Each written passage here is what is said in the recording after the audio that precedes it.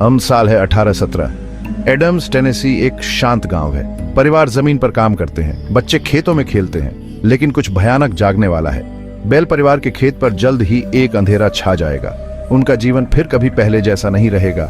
John bell एक सम्मानित किसान है। वह अपनी पत्नी लूसी और अपने बच्चों के साथ रहता है। वे एक खुशहाल परिवार हैं जो उस दुह स्वप्न से अनजान हैं जो उनका इंतजार कर रहा है। उनकी कहानी एक खौफनाक याद दिलाती है, बुराई सबसे अप्रत्याशित जगहों पर छिपी हो सकती है।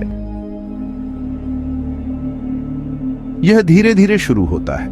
रात में अजीब आवाजें गूंजती हैं। जॉन अपने मक्के के खेत में एक अजीब जीव को दुबका हुआ देखता है। इसका शरीर कुत्ते का है और सिर खरगोश का।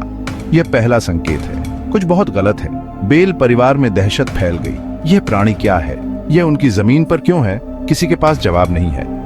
लेकिन एक बात तो साफ है, बेल्स ने कुछ बुरा आकर्षित किया है। गड़बड़ी बढ़ जाती है। रात में दस्तक की आवाजें घर में आती हैं। वस्तुएं अपने आप हिलती हैं। फुसफुसाहट परिवार को ताना मारती है। अस्पष्टीकृत घटनाएं उन्हें पीड़ा देती हैं। बेल का घर डर की जेल बन जाता है। बच्चे डरे हुए हैं। लूसी व्याकुल है। मजबूत कुलपति जॉन व्यवस्था बनाए रखने की कोशिश करता है, लेकिन वह भी इस आतंक से इनकार नहीं कर सकता जिसने उसके घर को जकड़ लिया है। ऐसा लगता है कि कोई अनदेखी ताकत उनके साथ खिलवाड़ कर रही है। एक दुष्ट बुद्धिमत्ता उनके डर में प्रसन्न होती है। इकाई अपनी उपस्थिति दर्ज कराती है। वह बोलती है। वह खुद को केट कहती है। उसकी आवाज ब्लैकबोर्ड पर नाखूनों की तरह है। केट जॉन बेल के लिए एक खास तरह की नफरत रखती है। वह उसे ओल्ड जैक कहती है। वह उसे लगातार परेशान करती है। जॉन की बेटी बेट्सी भी निशाना बन जाती है। इकाई उसे चुटकी काटती है और खरोंचती है। यह उसके बाल खींचती है। बेट्सी छोटी और मासूम डायन के प्रकोप का खामियाजा भुगतती है। परिवार हताश है। वे पड़ोसियों और दोस्तों से मदद मांगते हैं, लेकिन बेल फार्म को परेशान करने वाली भयावहता को कोई नहीं समझा सकता है। सेक्शन 5 दूर से सुनाई देने वाला एक अड्डा। बेलविच की बात फैलती है। अजीबोगरीब घटनाओं को देखने के लिए लोग मीलों दूर से आते हैं।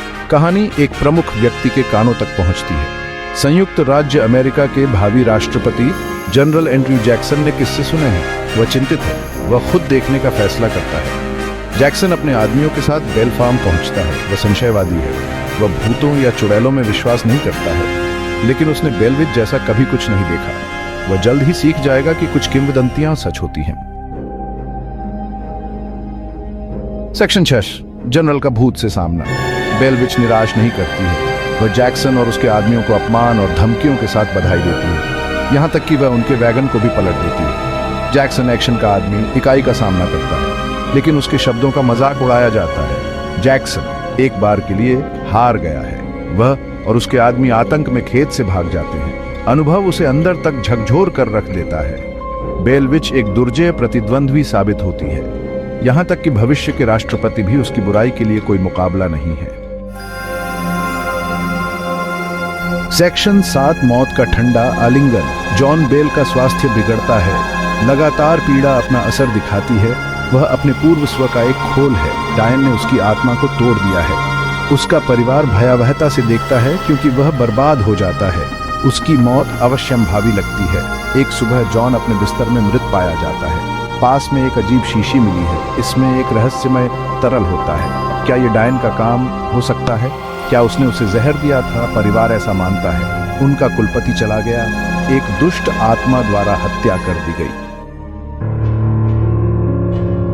सेक्शन 8 चुड़ैल का आखिरी कृत्य। जॉन बेल की मृत्यु के साथ डायन ने अपना ध्यान अपनी दुखी विधवा की ओर लगाया। वह लूसी को लगातार परेशान करती है, लेकिन उम्मीद की एक किरण है। डायन वादा करती है वह 7 साल में फिर से परिवार को पीड़ा देने के लिए वापस आएगी। फिर वह गायब हो जाएगी।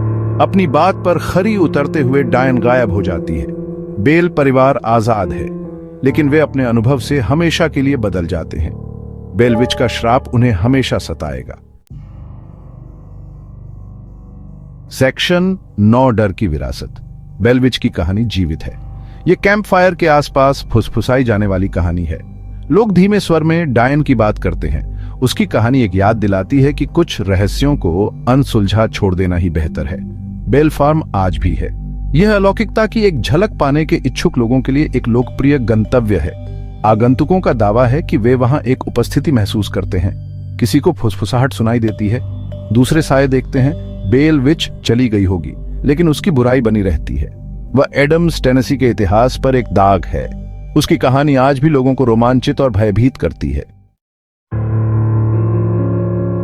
सेक्शन 10, सच या झूठ। क्या बेल विच असली थी या वह परिवार की कल्पना की उपज थी? कुछ लोग कहानी को एक धोखा मानते हैं, दूसरे इसे सच मानते हैं। सबूत अनिर्णायक है, रहस्य बना रहता है। लेकिन एक बात तो तय है, बेल विच की कहानी आने वाली पीढ़ियों तक हमें सताती रहेगी। बेल विच की कहानी दुनिया के बारे में हमारी समझ को चुनौती देती है।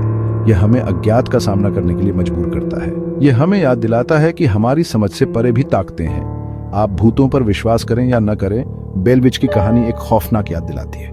अंधेरा हमेशा देख रहा है।